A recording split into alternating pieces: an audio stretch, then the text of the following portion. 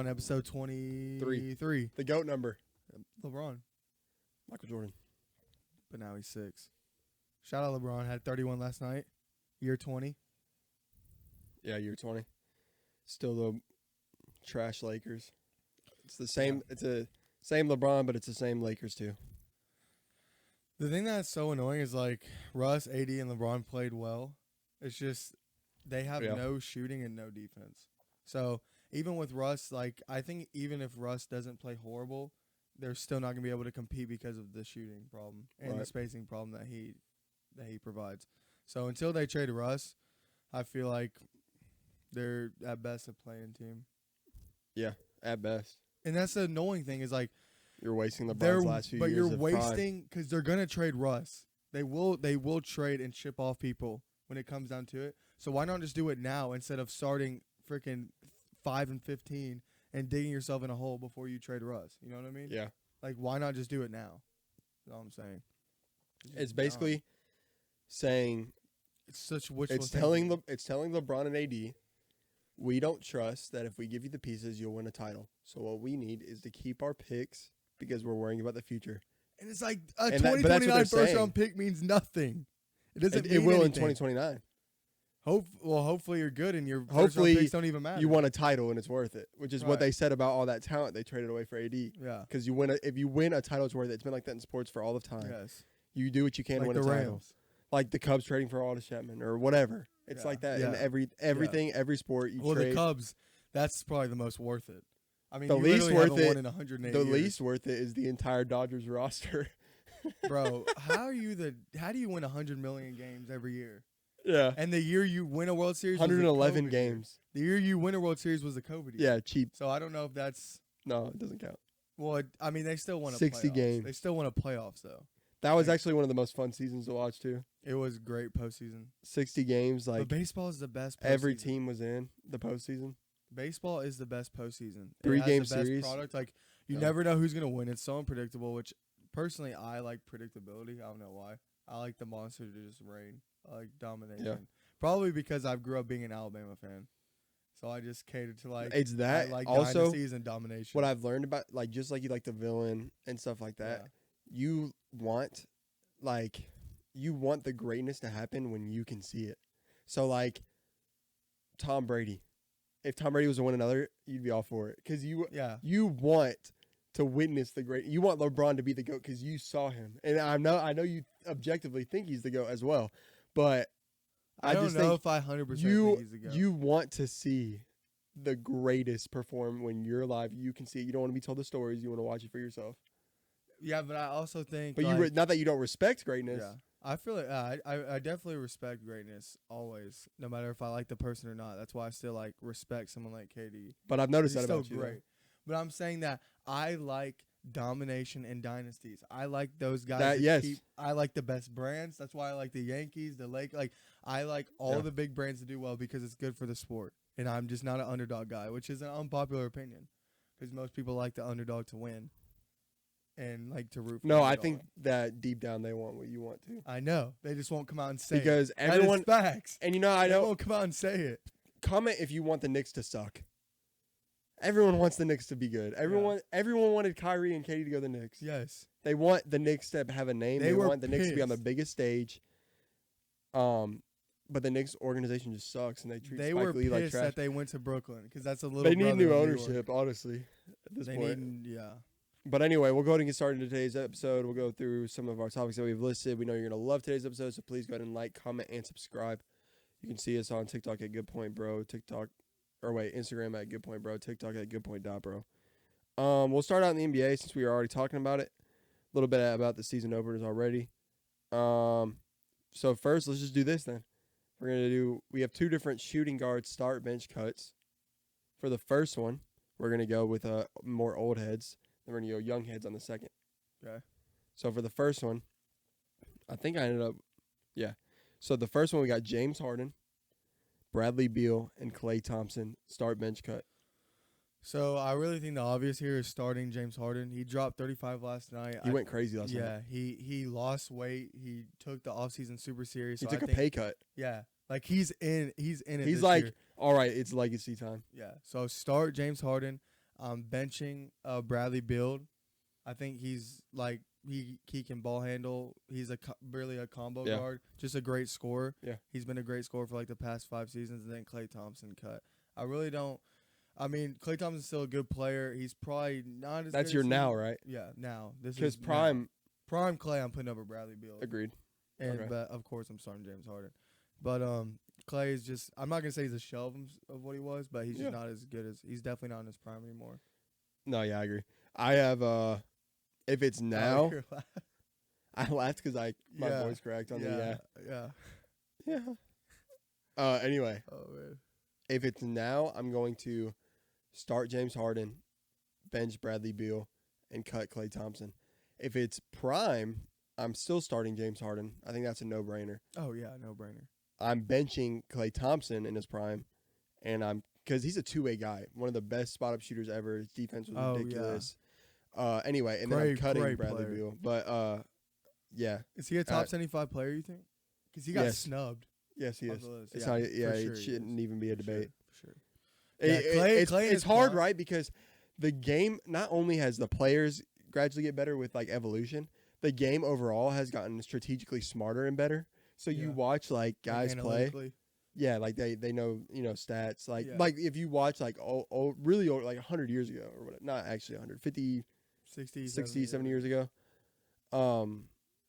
The way that they played even was so like the dude would be like 5 feet away like this, and then the guy would just like be wide open and he'd shoot like this super ugly 2-handed jump shot. Yeah, it was whack. And like it's not even like beyond the evolution of players, the evolution of the game as a whole. Yeah, it's almost how fast it's moving. If you took if you made actual top 75 only based on the players, there probably wouldn't be one.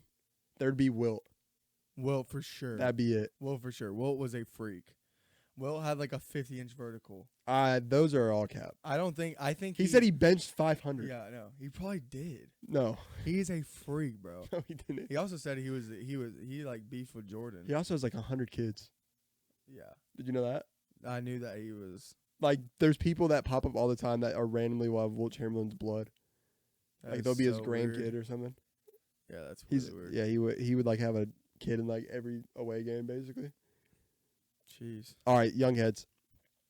Jordan Poole, Tyler Hero, RJ Barrett, start bench cut. I'm going to start Poole because I feel like he just keeps ascending and he's going to keep getting better. And will eventually like be a solid all-star in this league. I feel like Tyler Hero, I'm benching him because I feel like I don't think he's capped out. I think he's gonna keep getting better, but I always see him more as like a 6-man and borderline all-star in his career. And then I'm cutting RJ Barrett. I feel like he's just a good player. Yeah, nothing more than that. If it was, I don't know, it's tough. If it was like a team setting, I'm benching Tyler Hero. Because he's just a good 6-man. Yeah. But what I'm going to say for overall, just because I think between the two, I'd still rather have Tyler Hero, honestly. Yeah, I mean, you could easily make an argument for that. With that being said, I'm going to start Tyler Hero, bench Jordan Poole, and cut RJ Barrett. And I was close to not doing that. And I was close to starting RJ Barrett, even though I think Jordan Poole's a better player. Not starting, benching RJ Barrett. Even though I think Jordan Poole's a better player. Because they're so similar that it might just help you out to have some size. But Jordan Poole is a defender more skilled than RJ. Like Jordan Poole can go both hands. RJ Barrett's kind of can go left hand, and Jordan Poole's a better shooter. RJ can definitely get a lot better, and they both can. But I mean, RJ's good. I feel like RJ maybe gives you a little bit of size on the wing, be good off the bench, 2-way guy, whereas Jordan Poole is going to be pretty similar to Tyler Hero. He's a scorer for sure. Yeah, they're both scorers. But Tyler Hero's getting better at defense too, so who knows? Tyler Hero, I feel like, is going to be almost what Lonzo Ball never was, as far as like just a smart defender. Lonzo Ball is that. Yeah, and he will be that today. I take that back, but I feel like Tyler Hero can be effective on defense. If you look at the Bulls plus minus in record with him on the floor, he found his basketball. It is remarkable how good he makes the team. Yeah. If he just quit being weird about his calf or whatever. Those injuries are weird. It's like a Kawhi injury. They're like invisible injuries. Yeah. We good there? Yeah. So, staying in the NBA a little bit, Celtics, they win in the East. What's up? I feel like they should be the favorite because I think Tatum and Brown, after losing the finals, going to gain more experience, like learn from their lessons of like. Yeah, they're becoming vets. Yeah, they're gonna enter like, I think both of their primes for real, like mentally, after losing the finals, and they're just gonna keep getting better. They have to win one, and I think it's just gonna come down to them and the Bucks, and I think they have a great chance to beat the Bucks. So I feel like they should be favored. Yeah, I'm with that. I think that yeah, I mean, so they were regarded as just like a young, talented team for so long. Yeah, and those guys grow up. Yeah, and they broke through, and now they're learning. I don't know. I think that a healthy Bucks last year beats them though. Yeah. But it's good for them to have the experience of going regardless. But I think that a healthy Bucks beats them this year too. And I think the Sixers get better. I mean, game one, like what about the Nets? Cares, but a healthy Nets, it's a really good series. But this is why the only reason I am not sure is they beat them so easily. Well, I picked the Celtics because they added Malcolm Brogdon off the bench, bro. Like, he's like a borderline all-star in his best years, and he's coming off the bench. If you want to get to depth, the Nets. But the Celtics have crazy depth, too. I know they do, but I'm not saying that the argument would be – the argument on why the Celtics would win isn't they're deeper. I think the Nets did lose Bruce Brown. That was depth that they lost. But I guess adding Ben Simmons. But I'm saying, like, the Celtics – are just are a team. Like, they play together for a while. The Nets have to get that chemistry. Like, the Celtics are battle tested. They've been together for years. That's gonna play a huge part in the playoffs. The experience, playing with each other, like going through adversity. The Celtics are gonna be that team that has the advantage over a team like the Nets. You know who is like the junior version of the Celtics? I think. Who? Cleveland. Yeah. Wait 4 years and they're the Celtics. Yeah, but that's a good point. And another thing is, like you were saying, how Kawhi doesn't play. Well, how do we know the Celtics or the Nets are going to gel together because they could always be hurt? That's another thing. These young dudes, they play. Yeah, they're hungry. They play all year. That's the thing. Like, the NBA, I think a lot of people get turned off by the NBA just by how the players don't play a lot. Yeah. Like, they feel entitled. They really do. Like, every other sport, they do feel entitled. Especially football. But every other sport sees it as what it is. These people are paying lots of money to see the star play. Right. And you're just taking that away by sitting. And I know, like, it's easy for me to say as a fan. But there's a lot of players that I've listened to and heard that actually made that point. I didn't make that point up. I've heard other people say it. Yeah, like JJ Redick's podcast. Yeah. JJ's a GOAT. He's so good. That was such a good hire by ESPN, dude.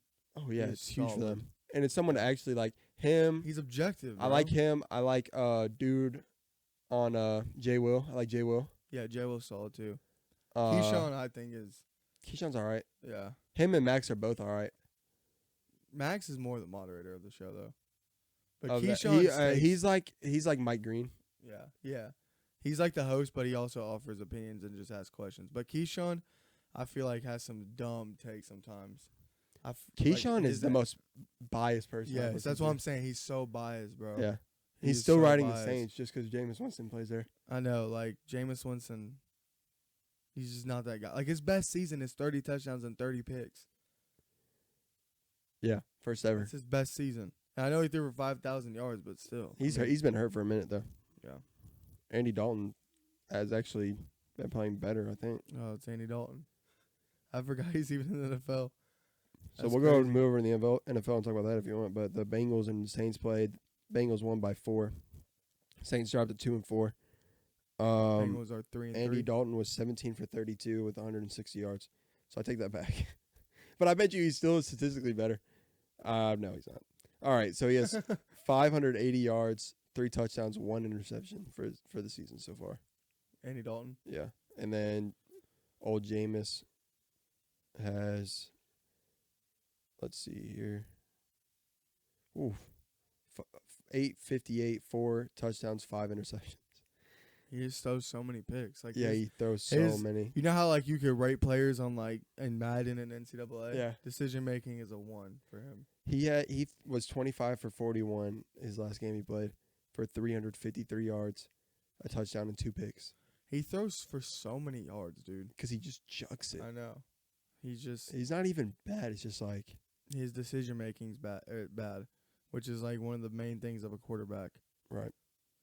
But well, I mean, I'm happy for the Bengals that they pulled that one out, because if they went down 2-4, it was gonna look similar to the Falcon season after they lost the Super Bowl. They had that Super Bowl hangover. I mean, the Bengals were in trouble of that. Listen to Geno Smith.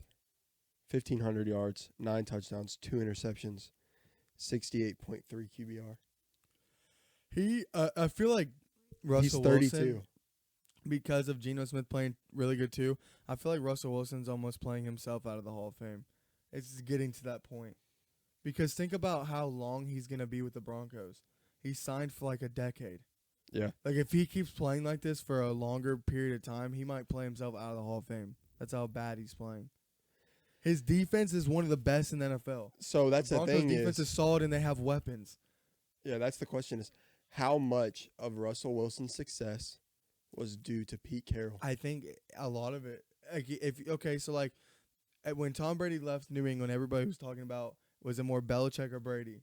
Well, Brady, not that people still, of course, think Belichick's the best NFL coach ever, but I'm saying a lot of it, like, the people went to Brady after he won with the Bucs, and Russell Wilson could have done the same thing with the Broncos, but instead he's playing so bad that it looks like he was just a product of a good system with Pete Carroll, and Pete Carroll's one of the best football coaches ever.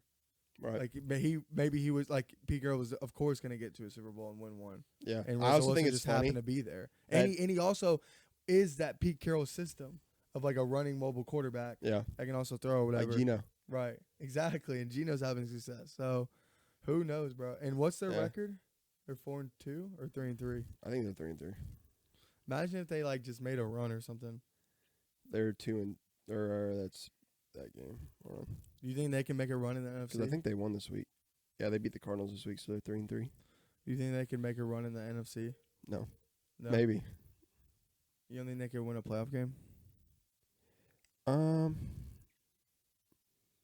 Make a run is like get to the NFC Championship.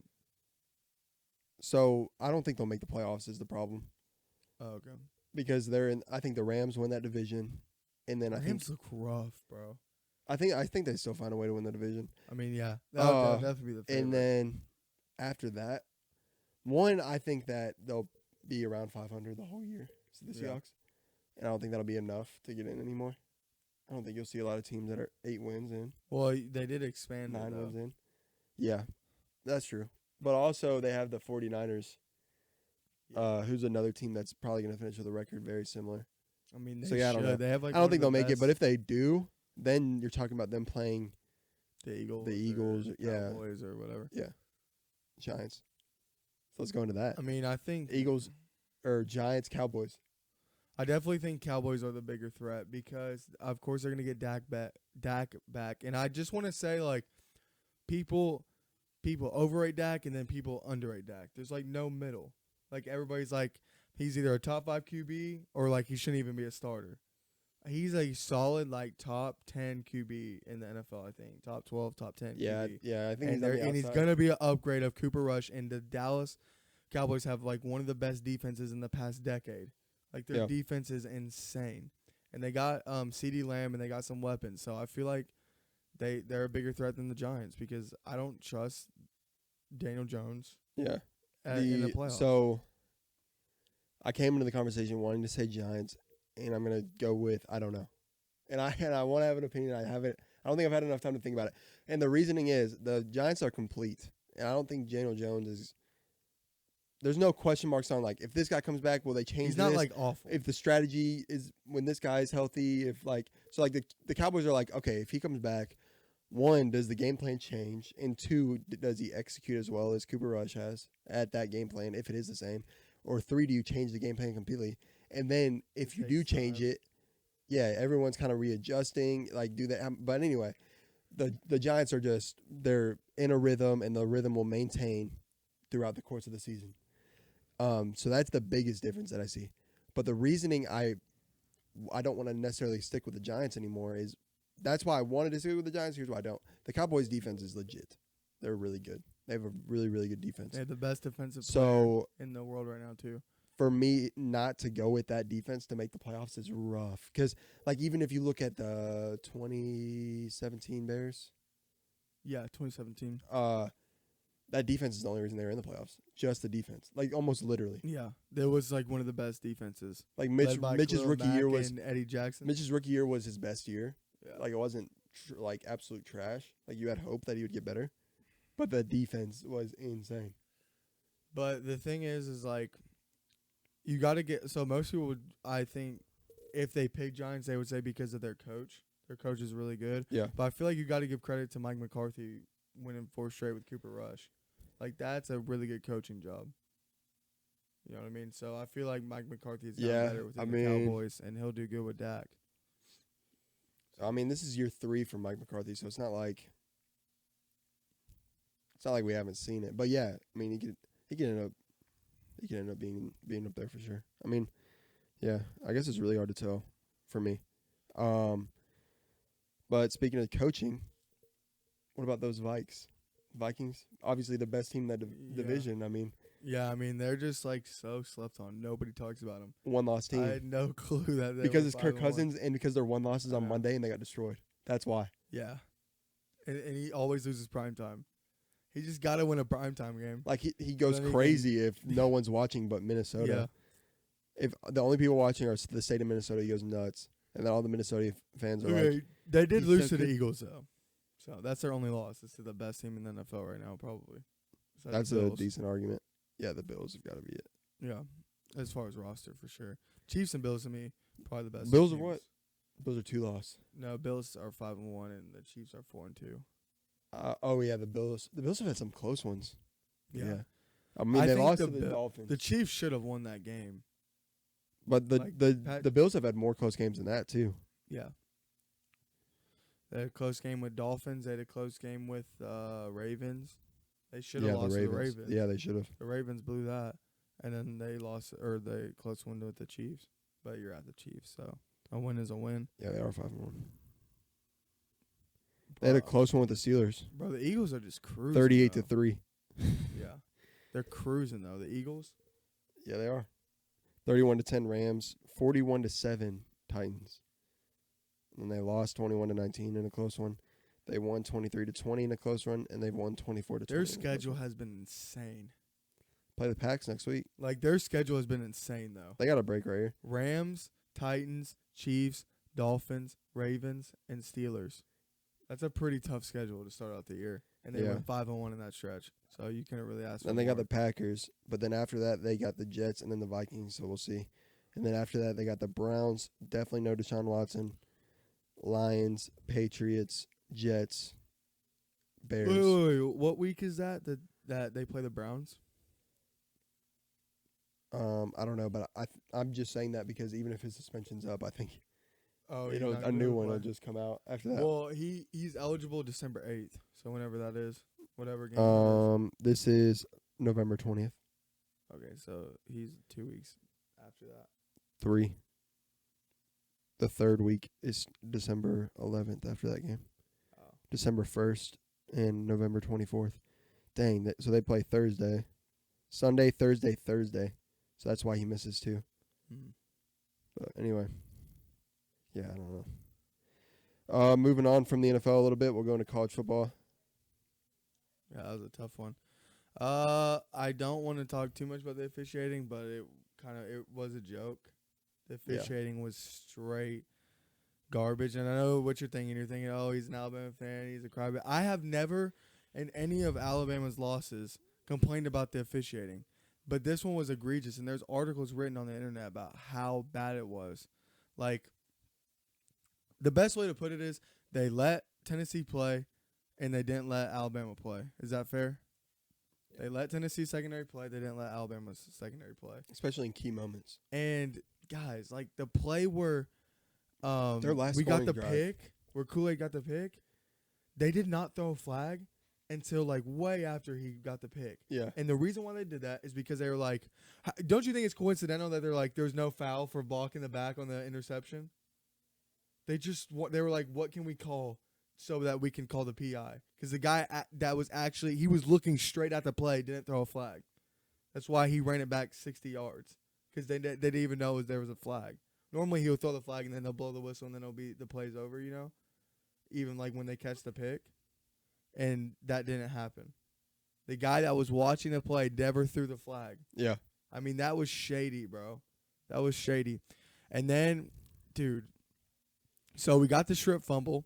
And then the next possession, when they blew the whistle, as soon as they hit him, right. He fumbled as soon as he hit him. Yeah. As soon as he hit him and they blew the whistle. Two guys crushed him. He fumbled and they blew the whistle. That's shady. Like, it was so bad. The only one that was a good call, which still sucked, is we stopped them on 4th down and they called a false start. Yeah. But it was so shady. It was like, it was so bad that it was like shady. And that was also the play that they got the pick with the pass interference. So they get it's 4th and inches. They line up. We stop them. They call false start. They move back 6 yards. They throw it to the end zone. We run it back as an interception, and they call it a pass interference. And for all of you non-Alabama fans that are just bitter, this is all I got to say to you guys. Have you not seen this story before? Have you not seen what happens when this happens? You think that we're going to lose the Ole Miss team? Are you kidding me? We're raining hell on every single team we play from now on. You're dumb. We just saw it last year. It's going to be like every other year. You guys will talk, and we're going to win out in the SEC, and we're going to win the SEC championship, and we're going to be number 1 again, unless Ohio State's undefeated in the CFP playoff. We do it every single year. Paul Feinbaum up there talking about how Nick Saban's like, this is the worst he's seen Nick Saban coach. Get out of here with that. You are a bitter, and you've been beefing with Saban for like 7 years. You're biased, bro. Stop it. This man just went to the championship last year. He won an SEC championship last year. What are you talking about? No one credits the SEC championship. I know. He was saying so this was weird. a dangerous moment for Saban's career. Like they're finna fire him or something. Are you What is kidding dangerous me? about it? If any other team, they almost won. That's the Bama bias. Because if any other team has a year like Bama this year, oh yeah, they blew that one. But they're what an amazing team. We were down 28-10 on the road and went up with 5 minutes left, 49-42. Yeah, I respect the heck out of this team, bro. They're coming. Like they're raining hell. It's gonna be fun to watch. Because this happens every single year, and they still somehow end up number 1 in the CFB playoff every single year. They do. I do. I agree. Because what's funny is last year there's like a close game against Florida, close game against Arkansas. And what did we do in the SEC? Lose to A&M. Everyone's like, oh, they lost. It was close. Win by 30 to the and team we that's dropped unbeatable. 42. Yeah, and we dropped 42 to what they said was the best defense in the last 10 years. 42. And before we move on from Bama, is Bryce Young Is he not the best college football player I've ever seen? I have never seen someone, but I've never seen someone who's smarter. I've never seen someone who's more polished. I've never seen someone who has a better attitude, the way he carries himself. No play affects him. He looks like, okay, I'm going to max out this play. You know what I mean? Yeah. Like every single play, he's just focused on that play. He's not worried about what happened before. And he took for people who say he's small and that's why he's not going to be drafted or whatever, or drafted high or number 1. Did you see how many hits he took that game? He ate. Yeah, that's not a good all thing. those hits. I'm saying he can take a hit. He can take a hit. Tua would have been out that game. In the NFL, if you take that many, I'm just saying that he can take a hit. But he shouldn't put himself in positions to take hits. But otherwise than that, I agree. Yeah. But yeah, I'm just saying. Josh Allen's enormous. He's 6'5". Yeah. I think his career is going to be short because of how many hits he takes. He could be. I told that to Josh the other day. Anyway, MLB. Yankees win Game 5. Stanton homers. Judge homers. They come up clutch, 5-1. I'm so glad. Who would want to see Guardians Astros? Yeah. Nobody wants to see that. Yankees Astros. ALCS. Rematch. If they would have lost that series, Aaron Boone's probably gone. You would think he's got to be. Their team's too good. Who do you got in that series? Curious. Astros Yankees. Yeah. My heart says Yankees. Yeah, but my head says the screaming Astros. The Astros, I've never seen an organization like that. They're so good at baseball. Year after year. But it's not like the Dodgers, because they win in the regular season. They win 100 games every year, like the Dodgers, but they win in the postseason. Yeah. That's the thing. They don't choke like the Dodgers do. Yeah. They beat you into the ground. And it's funny. The best part is you see like not really the Yankees, a little bit of the Yankees, but mostly the Dodgers and Padres just getting absolute superstars years after year. And always coming up short, and the Astros just keep their guys. They lose. Like people want to guys. Like people want to leave, and they're like, "All right, yeah," and then they just still win. They're like Bam almost. They just lose and replace. Like another guy steps up. And then, but speaking of that, you got who's your pick? I'll go Astros in 6. The whole World Series. Oh, in the World, Astros. Dang, that sucks. Astros versus Phillies, and Astros beats the Phillies. Yeah, I got the Phillies winning it. And they resurrect because. You got the Phillies beating the Astros, bro? Yeah, I got the Phillies winning it. I think that baseball is just such a weird sport in that you could be a worse team and hot, and you're the better team. I know, but Astros is hot. They're not the Phillies. I mean, it's insane how hot they are. But they swept. The Astros swept their series. Who'd they play? I don't remember. I don't either, but I know they swept them. I think they played the Mariners. Yeah. The Mariners are trash in the playoffs. But yeah, I think so. I think. The toll that it takes to win 100 games, you don't usually see the team with the best record. Like the Dodgers have the best record. I mean, for the past couple of years, yeah, like the Braves won. Like it's in baseball, it's different. It's who's hot. It's a team that's hot. Because in football, I think it's a combination of like the NFL. It's a combination of who's hot and who's good. But ultimately, if you're not as hot but you're a better team, you're gonna find. It's such a physical, demanding sport. Yeah. That if you're physically better. You can't teach that stuff. You can't teach a 4-3. But baseball's just so weird. You know what I mean? Because Bryce Harper's batting like 700. Yeah. And then Kyle Schwarber. Bryce is in his prime. Kyle Schwarber hit a ball 480 with 120 miles an hour. Bryce figured it out. And so my point is, if those two guys just randomly one game decide to hit 2 home runs apiece, the game's over. Well, like what I'm saying, like that's how baseball is. Bryce would have won the MVP for the National League if he didn't get hurt for the National League. Yeah. Like Bryce figured it out. Like he is in his prime right now mentally. Yeah, he looks good. Like he his war's crazy. Out. Yeah. He is a Hall of Famer, no doubt. We'll move over into the MCU/other category. I didn't write anything down for the MCU today. We got speaking of this category though, as far as movies go, Black Adam comes out Thursday. We're seeing it opening night. What is it? Wednesday? We'll see it tomorrow. So Friday. So this episode will either come out. This episode will probably come out tomorrow, Thursday, the day the movie comes out. Tomorrow's Wednesday. The episode that today's Tuesday. Today's Wednesday. Oh yeah, it is Wednesday. This episode is going to come out Thursday, and then we'll record probably the night. That's maybe the same night, either that night or Friday. So Saturday morning's episode. Look out for it. Josh Hearn will be on here. You'll see his Black Adam review. Yeah, it'll be cool. All right, you want to go into top 5 feelings? Yeah. So this is the topic we did come up with for today. Top 5 feelings. These are just best now feelings. As a kid, just the best feelings. You going first? Go 5-1. All right. So number 5 for top 5 feelings is going to school at night. That feeling when you pull up to your school at night and like you go inside the building, it feels so weird. It just feels no one's there. It's just a different experience. Yeah. Like if it's like a school dance or whatever. Number 4, I got getting out of the sauna. It's super hot and you just feel that cold rush on you and it just feels amazing. Your skin feels so good. Yeah. Number 3, putting the shower head on your head with that tank, like it tickles. Pause. Okay, pause. I'm gonna say the hair of your head. Pause. Whatever. Okay, but like it's like getting a massage almost. Number 2 is being in an airport. When I'm in an airport, I just feel first class. I feel like I'm like him. When I'm in an airport, I just feel like I'm about to go on a business trip. I feel like I'm the best. I'm a beast.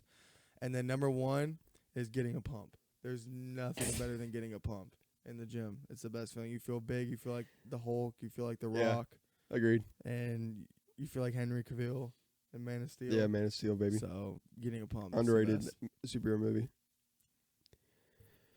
All right.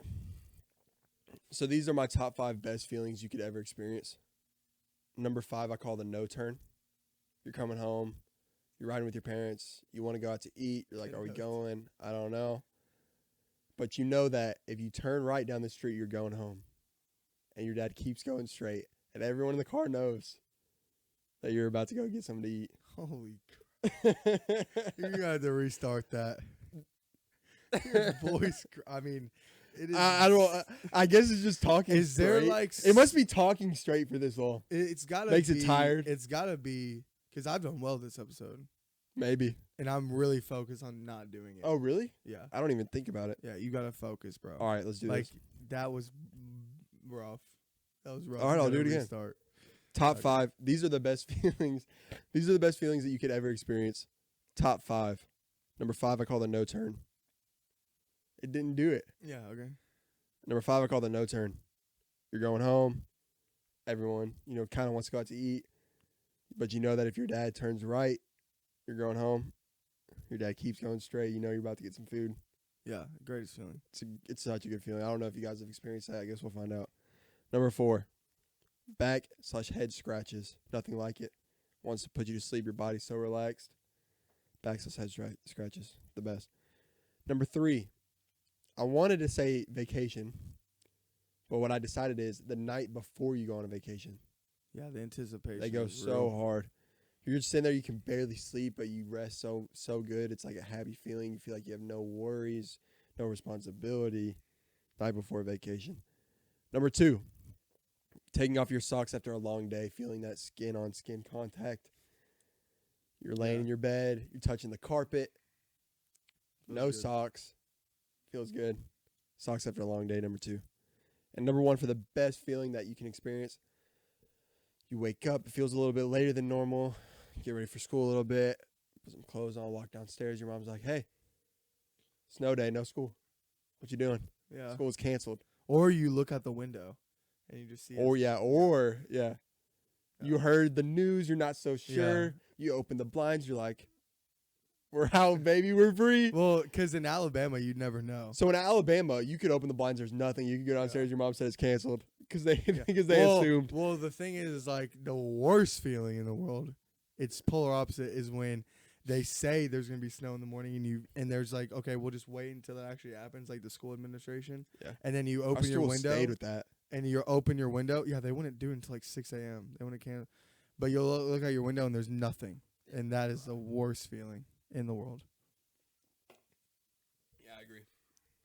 All right, guys, ladies and gents, that's all we got for today. Yep. Thank you for catching us on episode 23 of the Good Point Bro Podcast, the GOAT number.